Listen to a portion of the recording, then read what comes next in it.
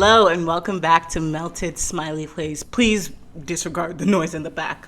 But anyway, we got some topics that we're going to get into today. First is a recent life update. So I, today, like literally a few minutes ago, finished a crochet project that I've been working on for like over 2 months. It's like a bralette top kind of thing. I tried to make one before, but like it wasn't going the way I planned, so I kind of just dropped it. So I started again.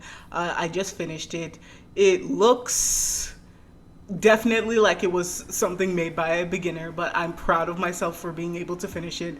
You know, maybe one day I'll make a video where I show you all my crochet projects so far, because I haven't done a lot, but I have done some so far. And I got into crocheting like about 2 years ago, if more than 2 years ago. And like I'm the kind of person where if I start something and I'm not great at it immediately, I'm gonna drop it. So I dropped it once I first started it because I wasn't good at it. So maybe a few months after that, I decided to start again. I like looked up tutorials on YouTube. I started with granny squares. Like everyone who learns how to crochet starts with a granny square. So I made a couple of those. And then I was able to put my knowledge into making like a bag. And I also made a hat. I still want to learn how to make more things, but one thing I'm trying to get into in regards to crocheting is one, tapestry crochet, because I just learned about that recently. Like you can basically crochet out pictures, and that looks really interesting. I want to try to do that. And I also want to learn how to do crochet patterns just for the sake of doing them. I feel like I'm very goal oriented when I crochet. Like if I'm going to crochet something, it's specifically because I want to make something, and I'm like, I feel like I should be able to learn more patterns just for the sake of knowing how to make them, and then you can learn how to like implement them in different things, I guess. And you know, one thing no one ever tells you when you learn how to first crochet is that you will spend more time buying yarn for crochet projects than working on the actual crochet projects that you bought the yarn for.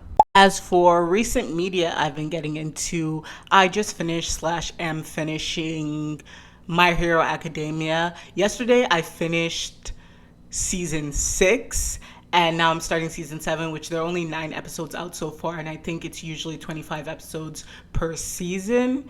So I'm gonna like start watching the 7th season today. I also finished that BBC show Borders that was only like 6 seasons. They like, it's usually on BBC, but like they also put it on Tubi, so that's how I was able to watch it. I'm starting What We Do in the Shadows. I've only seen up to 4 episodes so far, but I am interested in seeing the rest of it. I also think I might get into Interview with a Vampire, like I guess the recent show that's come out. There's a lot of media that I want to get into, but what's stopping me, honestly, it's not a lack of time. It's the fact that my ADHD makes me so easily distracted that I can't even enjoy media that I actually want to engage in because I'm so easily distracted, especially on my phone, by like social media. Because I really want to rewatch House of the Dragon because I know the 2nd season just came out. I want to watch Jujutsu Kaisen after I finish My Hero Academia. I want to watch White Lotus. Just a lot of media in general that I really want to watch, but like my inability to pay attention makes it so hard for me to engage with it because there's important plot points that are sprinkled throughout, and like, how am I going to engage in what the show has to offer if I'm not paying attention?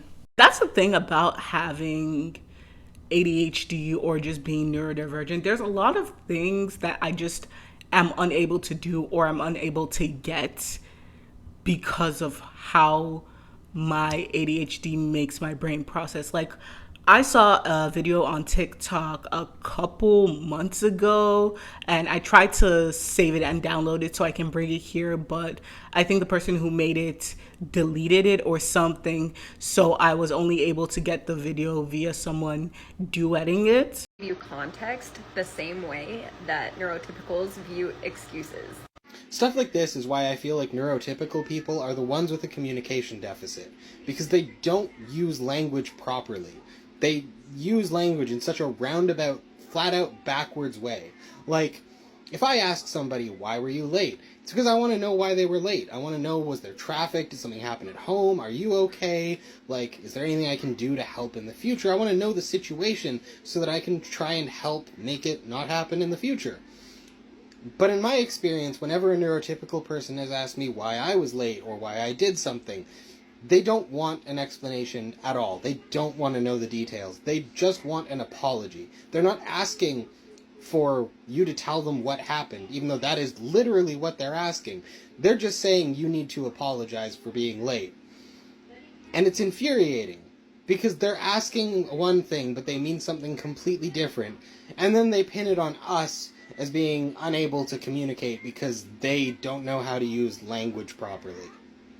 But it was basically talking about how neurotypical people, so people who don't have ADHD, autism, like all those things, see context and explanations as excuses. And that's something that has really affected me my entire life. Like, one of my biggest pet peeves is being unable to explain myself, because the thing is, when I do something wrong and like people are mad at me, the reason why I'm trying to explain myself is not because I expect at the end of this for you to come out forgiving me, but I need you to understand the context behind why I did the thing that I did, specifically because the way my brain operates, I feel like if I don't give people context or I don't give people reason, they just assume I did the thing I did out of like malicious intent. And that really bothers me, because it feels like it gives people a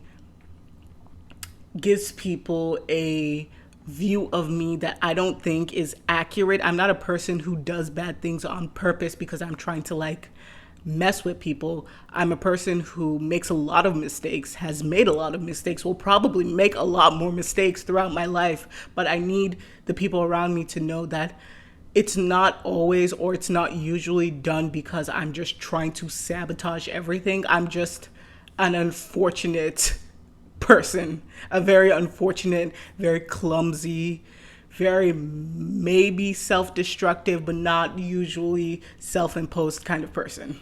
Well, I don't know how to end this video because I don't know. I don't have any like concluding statements. Just, I hope you guys enjoyed this video, and it was great talking to you. Bye.